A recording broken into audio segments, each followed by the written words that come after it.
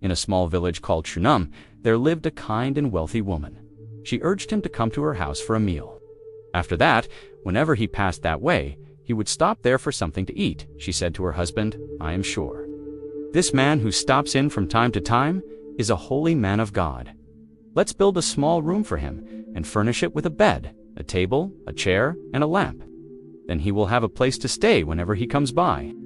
One day, after a long journey, Elisha returned to Shunam and went to the woman's house. He went up his upper room to rest. He sent his servant to ask the woman if there was anything Elisha could do for her, since she had been kind to him, and his servant, he asked if they could put in a good word on her behalf to the king or the commander of the army. The woman smiled and said, "I'm content with my life. I don't need anything from you, my lord." But Elisha insisted. He asked Gehazi again, "What does this woman truly need?" Gehazi mentioned that she had no children and that her husband was old. Elisha, with a knowing look in his eyes, turned to the woman and said, "About this time, next year, you will be holding a son in your arms." "No, my lord," she cried. "Oh, man of God, don't deceive me and get my hopes up like that." But sure enough, the woman became pregnant. And at that time, the following year, she had a son. Just as Elisha had said, the child grew up. One day he went to his father, who was working with the harvest helpers. He complained of a headache. His father ordered a servant to carry the boy to his mother. The servant took him to his mom. He laid on her lap until noon, and then died. She took him up and laid him on the bed of the man of God, shut him in alone, and left. Heartbroken, the woman refused to give in to despair.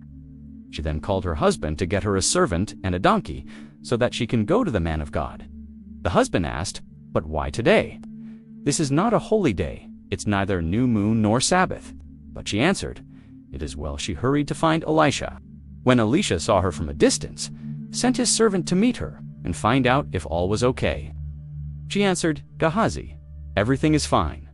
But when she came to Elisha, she fell to the ground before him and caught hold of his feet, began to push her away. Elisha told him to leave her alone.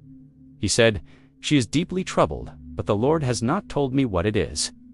Then she cried out, "Did I ask for a son, my lord? Didn't I say, 'Don't deceive me and get my hopes up'?"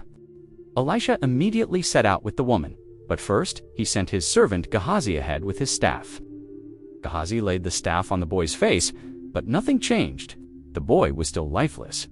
Elisha knew he had to act himself. When Elisha entered the room alone, he shut the door behind him. He prayed to God. He stretched himself over the boy's body, mouth to mouth, eyes on eyes, hands on hands. The boy's body began to warm. Elisha got up and paced back and forth in the room. Then he went back and repeated the same process. Then a miracle happened. The boy started sneezing. 7 times he sneezed and opened his eyes. He sent for the Shunamite woman to be called, and he told her to embrace her son. She fell at Elisha's feet, overwhelmed with gratitude.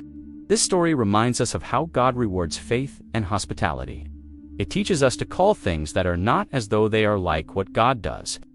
Her answer to her husband was, "Everything is all right," even though it wasn't at that moment she pictured what God was able to do, and he did exactly that for her.